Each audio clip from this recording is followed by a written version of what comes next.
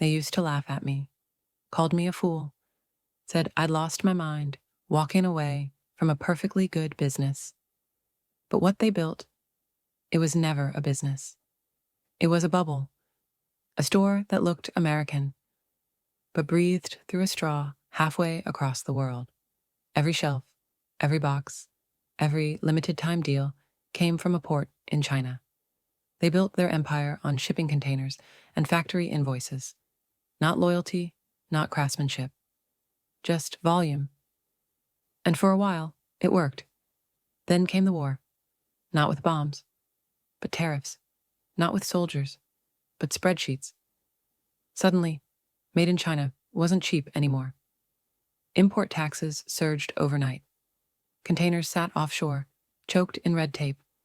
What used to cost $3 to ship now cost $12, if it even got here. And just like that, the machine stopped humming. No product, no profit, no plan B.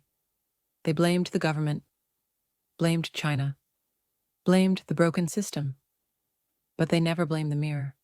Because the truth is, they didn't build something sustainable. They built something dependent, fragile, hollow.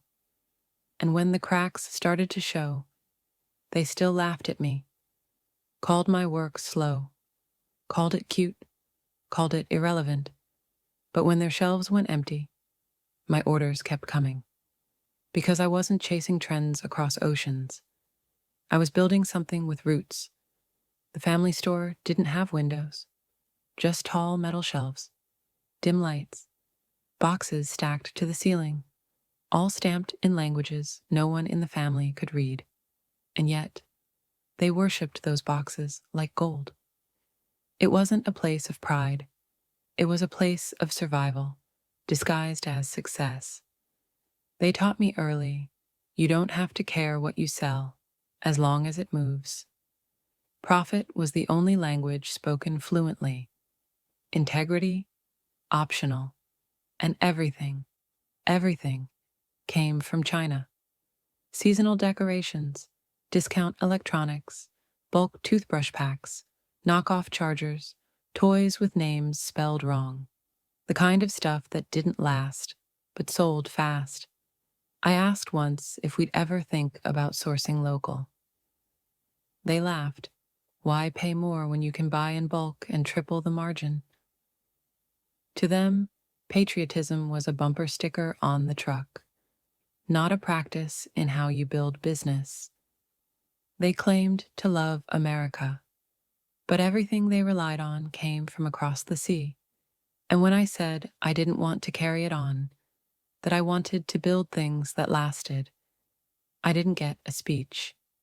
I got silence and a smirk. Good luck selling one table at a time. But I didn't want luck. I wanted meaning. They were busy chasing containers. I wanted to chase craft. They believed in volume. I believed in value. And if that made me the disappointment, then I'd rather disappoint with purpose than succeed on someone else's terms. The truck I drove away in was rusted at the seams.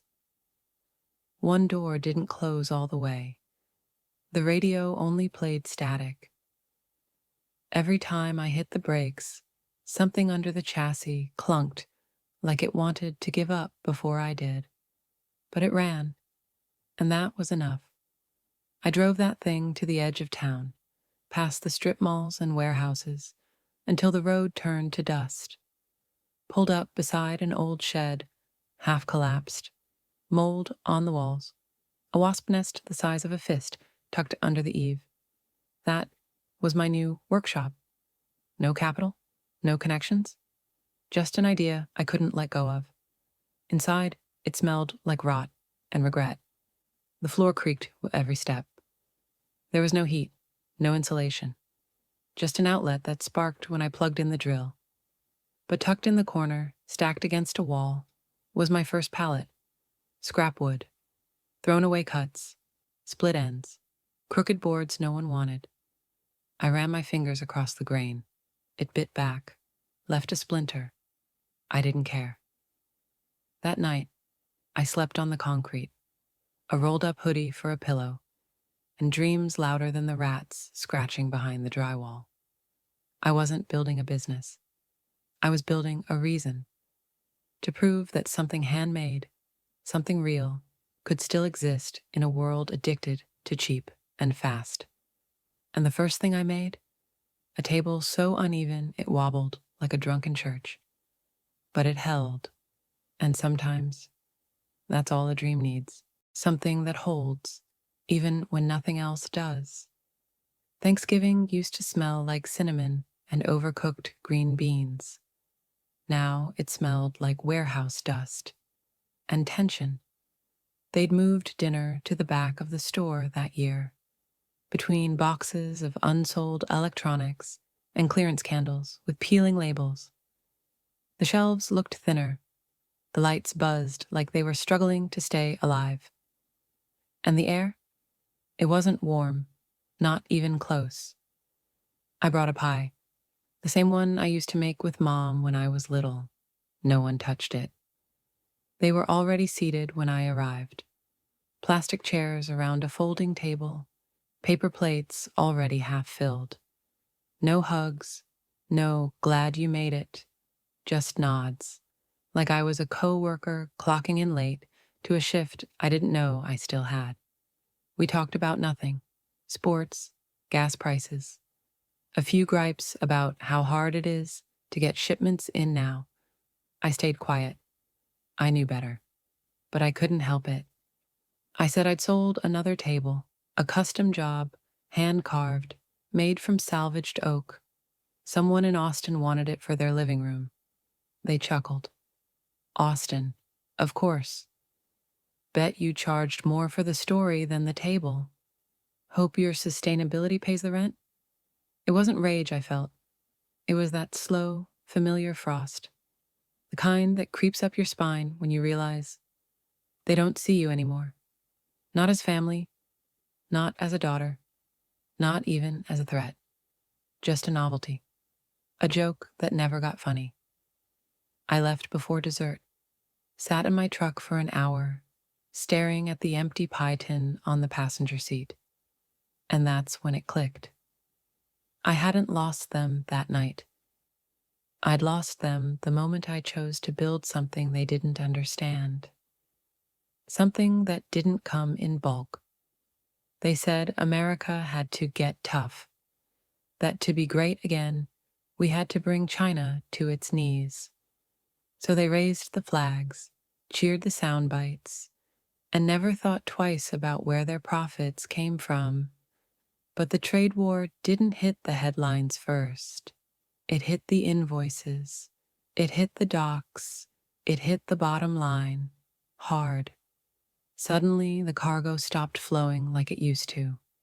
The family store, once a well-oiled machine, became a graveyard of empty shelves and late shipments. Tariffs spiked. What used to cost pennies to import now came with surprise fees and customs headaches. Tracking numbers stalled. Shipping containers sat anchored off the coast. And the cheap stuff they relied on, it wasn't cheap anymore. They scrambled, blamed the administration, the Chinese, the left, the right, anyone but themselves. But the truth was simple. They built a business not on value, but dependency. They never made. They imported. They didn't adapt. They reacted. And now that America was trying to pull the plug on China's supply chain, my family was gasping for air because the umbilical cord they depended on had been cut. I watched from a distance. They didn't call me, didn't ask for advice, but I could feel it in their silence. The slow, sinking realization that the world had changed, and they hadn't. It started with a knock. Not family, not a neighbor. A man in a pressed blazer with a name that sounded like it belonged in real estate brochures, not dinner conversations. He wasn't here to visit. He was here with an offer. Said he was acting on behalf of the family. though they never said a word to me directly. That's how far we'd drifted. When they wanted something now, they sent suits. He smiled like he knew me, told me the property behind my workshop, the old half-acre Grandpa left me, was underutilized, said the area was being rezoned, that boutique developers were interested, that it could become part of something bigger. I asked what something bigger meant. He said they wanted to turn it into a sustainability center. Irony dripping from every syllable. The same people who once mocked me for salvaging wood now wanted to ride the green wave, as long as it came with tax credits and polished signage. They offered a check. I didn't even look at the number, said I wasn't interested. That's when the smile dropped. The tone changed. He mentioned a family legacy, shared interests, even hinted at litigation if we couldn't find common ground. But the ground wasn't common. It was mine, and they knew it. This wasn't about land. It was about control. About the one thing I had that didn't bend to their version of success. So I closed the door, and for the first time in a long while, I felt something settle in my chest. Not fear, not pride, something colder, like the kind of quiet you hear right before a storm. It didn't come with a phone call, just a white envelope tucked between junk mail and a farm supply catalog. No return address, just my name, handwritten, too neat to be friendly. I opened it while standing in the driveway. Didn't even make it inside. It was a summons. They were suing me, not negotiating, not talking, not even pretending to care. They were coming for the land, saying the deed Grandpa left me was unclear, that he wasn't in the right state of mind when he signed it, that it belonged to the family as a whole. Funny, how when things were thriving, no one mentioned legacy. Now that I had something they couldn't control, it suddenly became a matter of heritage. I read the entire packet under a gray sky, the paper cold in my hands, like it already knew what it meant. My stomach didn't drop, my hands didn't shake. They just burned. There's a different kind of heartbreak that comes when you realize it wasn't just business for them. It was always about ownership, not of land, of me.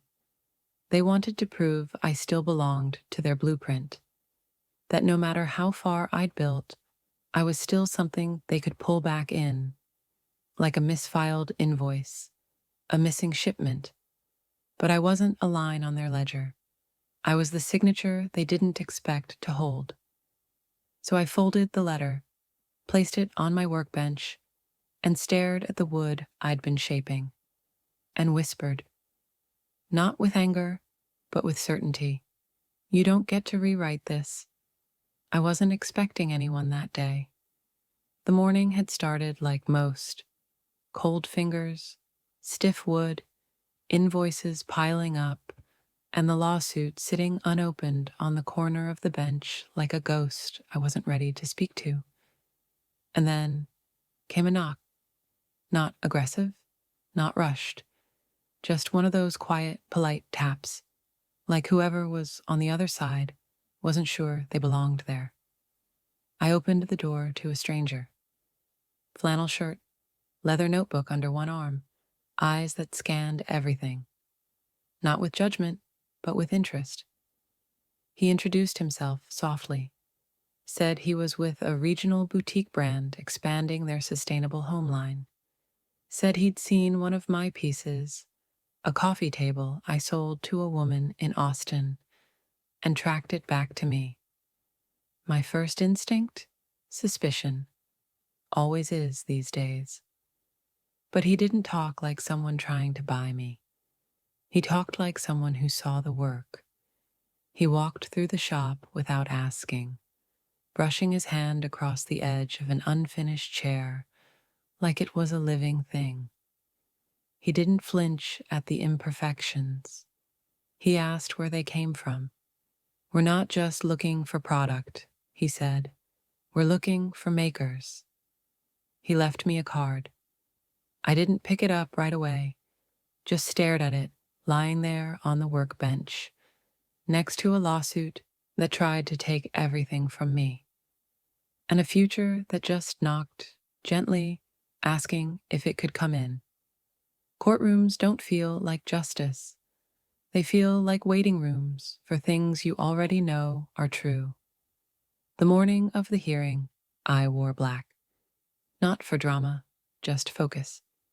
Clean boots, hair pulled back, hands still stained with walnut dust from a commission I finished the night before. They sat across from me, suits sharp, posture straighter than I'd ever seen. Not family today, just litigants, opposing parties, names on opposite lines of a case file.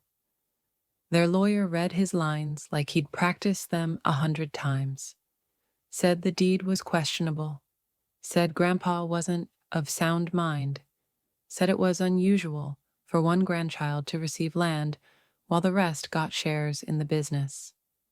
I didn't flinch, because I brought something they didn't expect. A letter, handwritten, folded, yellowing at the corners. I gave it to the judge without a word. Let the ink speak. Let her build what she believes in. The rest of us sell.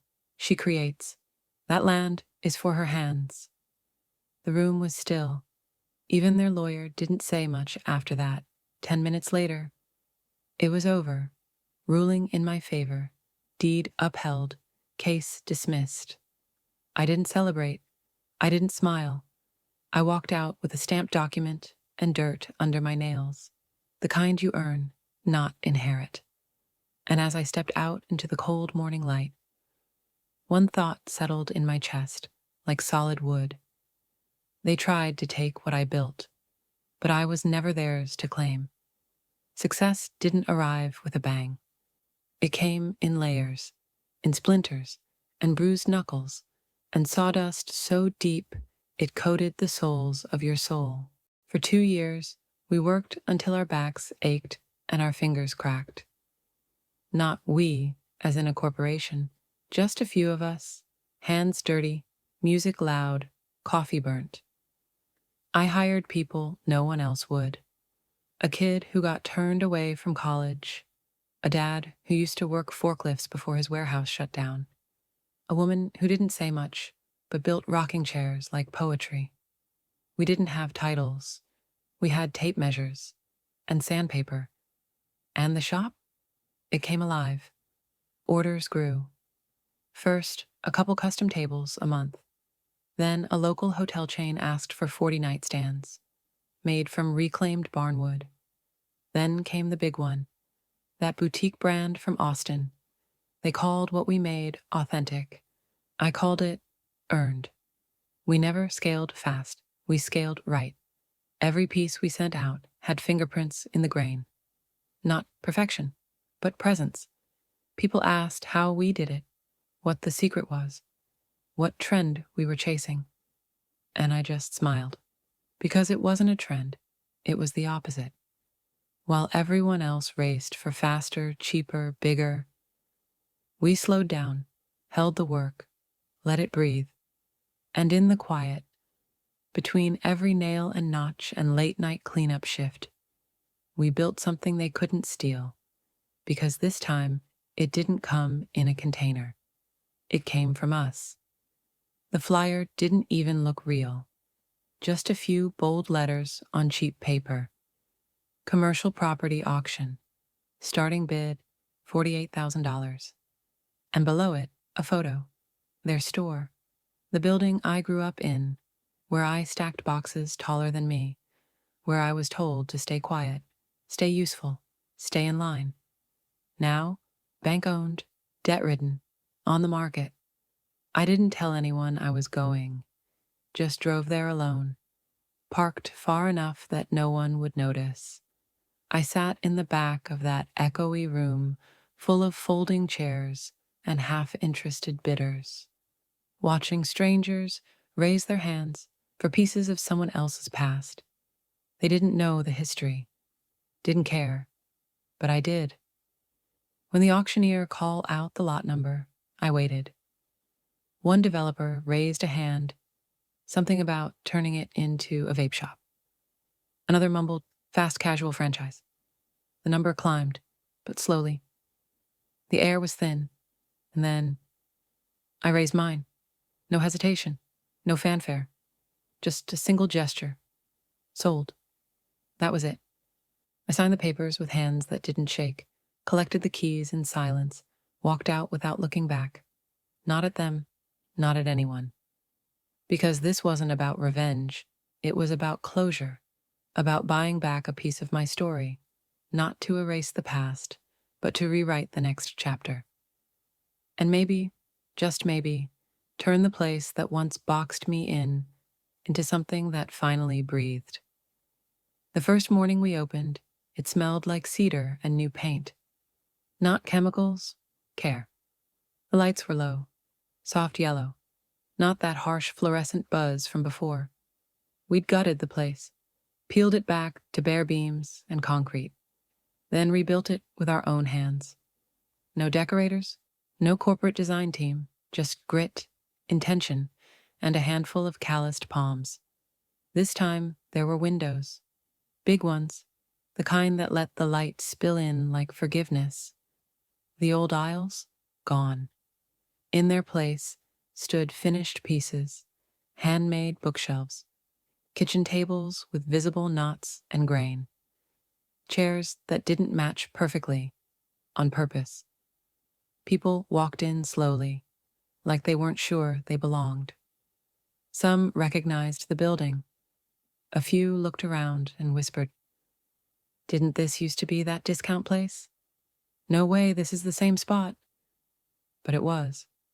And it wasn't.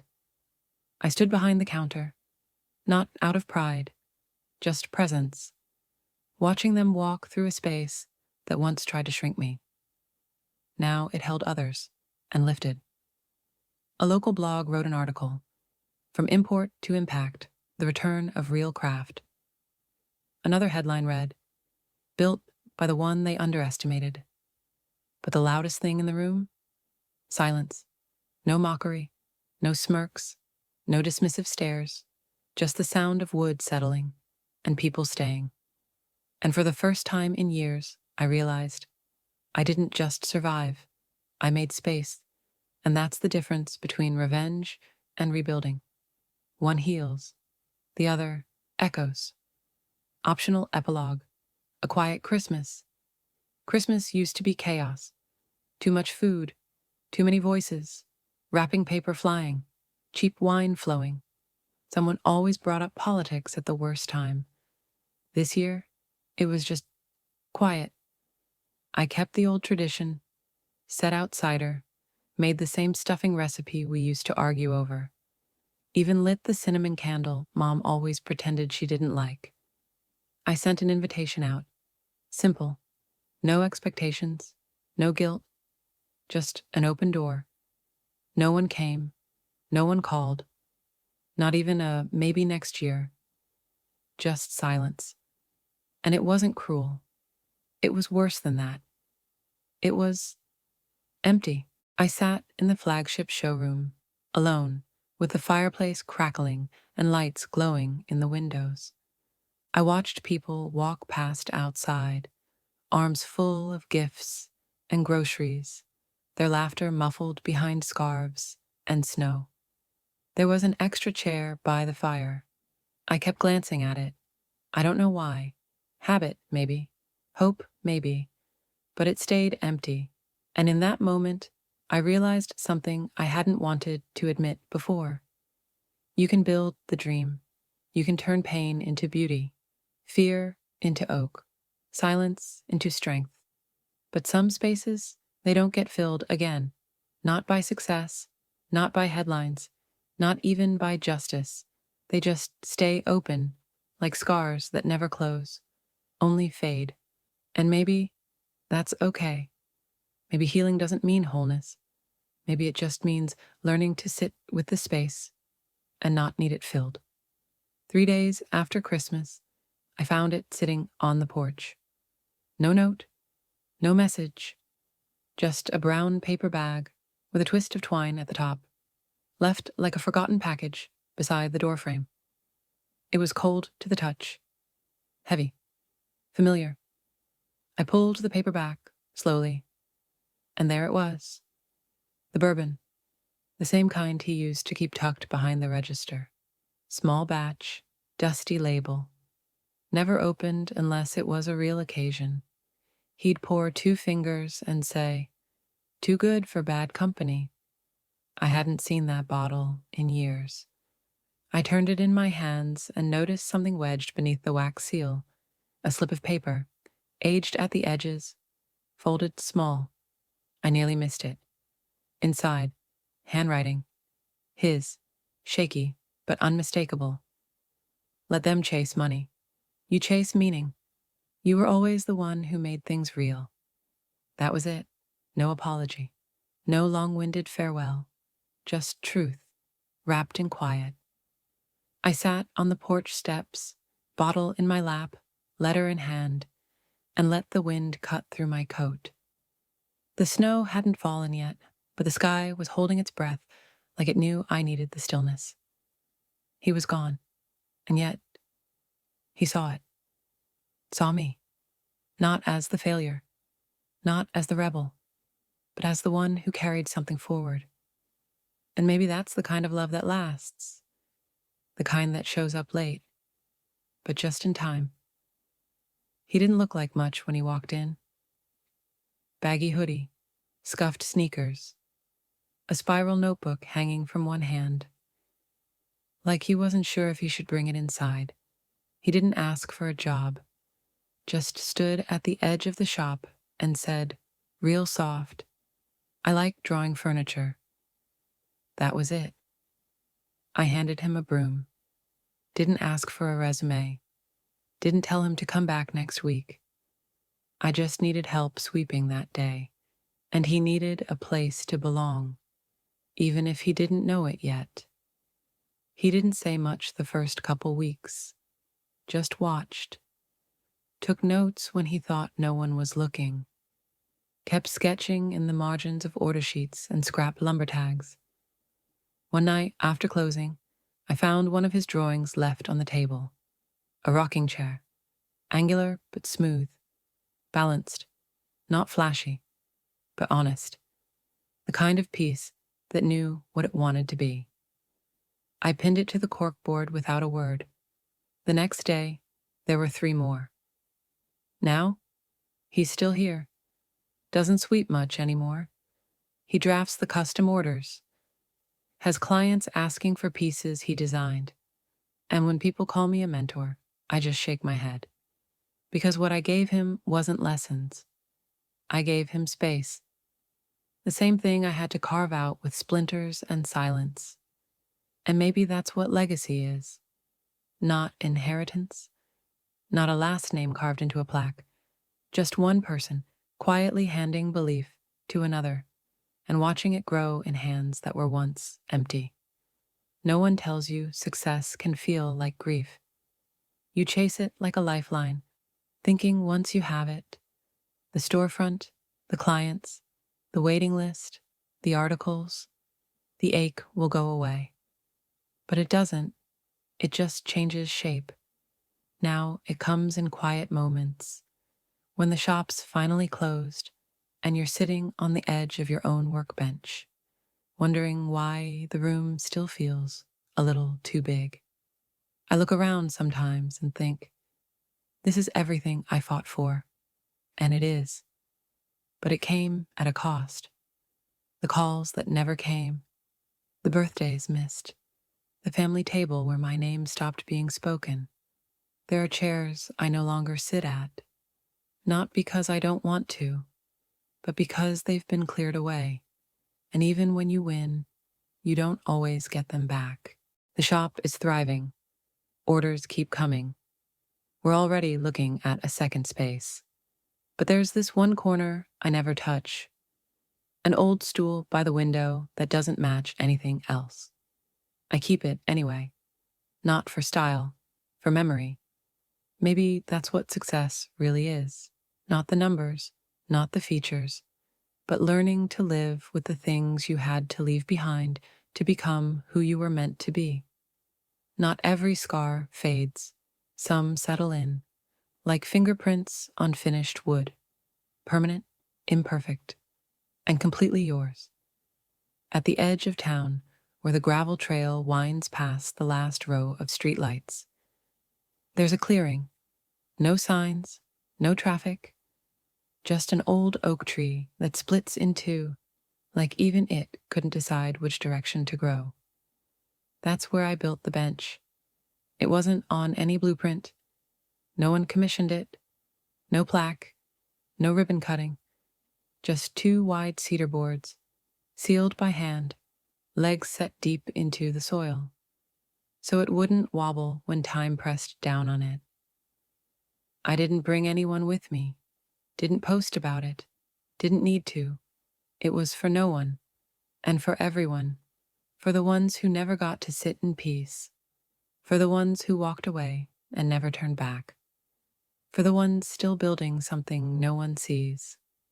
Carved into the backrest, small and simple, were 10 words. Legacy isn't what you inherit, it's what you build. Sometimes I go out there early, before the sun crests the hill. Just sit. Listen. Let the quiet say what people never could. Every so often, someone else finds it. A jogger, a kid on a bike, an old man with his coat too tight around his shoulders. They sit. They breathe. They stay longer than they meant to. And I don't need to know their names, because the bench is doing its job. Not to be noticed, to hold, to remind someone, even just one person, that they're not lost. They're becoming. The bell above the door rang, the same one I'd kept from the old store. I was halfway through sanding a tabletop. Dust in the air, mind somewhere between the grain and tomorrow's orders. Didn't look up right away, but I heard the voice, lower now, slower, like time had taken some of the weight out of it. He didn't say my name, just cleared his throat and asked, "You still hiring?" No apology. No, "I'm sorry for the lawsuit." No, "We were wrong." Just a question. But in that moment, I knew it was more. He looked around the shop like he didn't recognize it, or maybe like he did and didn't want to. His hands jammed in the pockets of a jacket too thin for January. Eyes not quite meeting mine. I didn't ask what happened, didn't need to. Sometimes you can see the unraveling in someone's shoulders.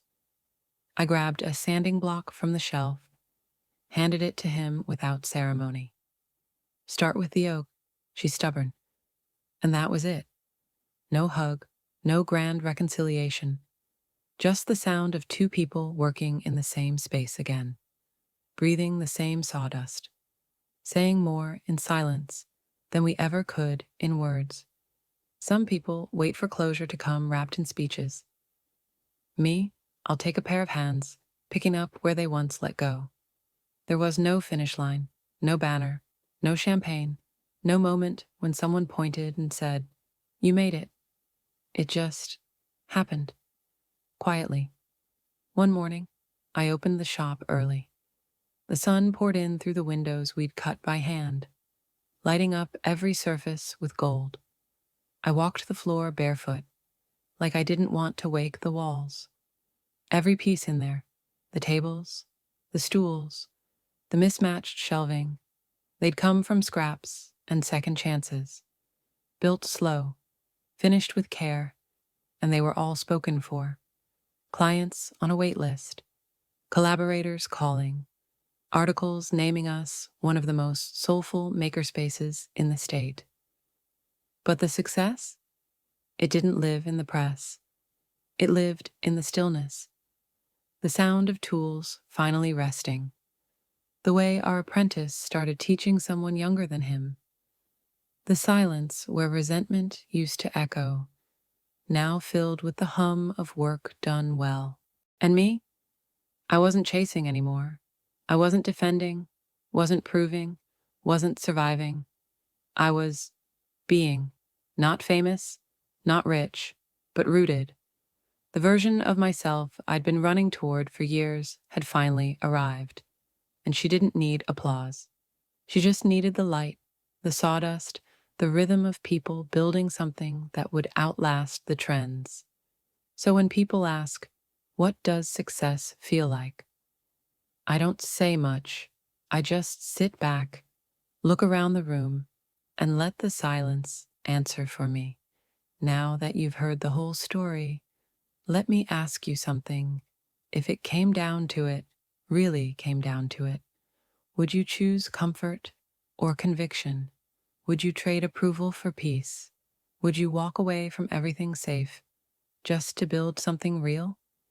It's not a question most people get to ask out loud, but I did, and answering it cost me almost everything. The family dinners, the certainty, the version of success that comes prepackaged, imported, and handed down with a smile. But in that silence, after the doors closed, after the lawsuits, after the dust, I found something else, something mine. And maybe, right now, someone listening is standing at that same fork in the road, caught between the version of life that's expected and the version that's calling. So here's what I'll tell you. If you choose to build something real, you'll lose things. People won't understand. You'll question yourself more than once. You'll break before you break through. But if you stay true, even when it's quiet, even when it's cold, what you build will hold. It'll last. So tell me, if it were you, sitting in that courtroom, sweeping that workshop, sanding that first splintered board, what would you choose? If this story moved something in you, don't scroll past. Like, share, comment, tell me your story, or just say, I'm building. Because this isn't just a channel. This is Revenge Realm, where silence speaks and legacy is handmade.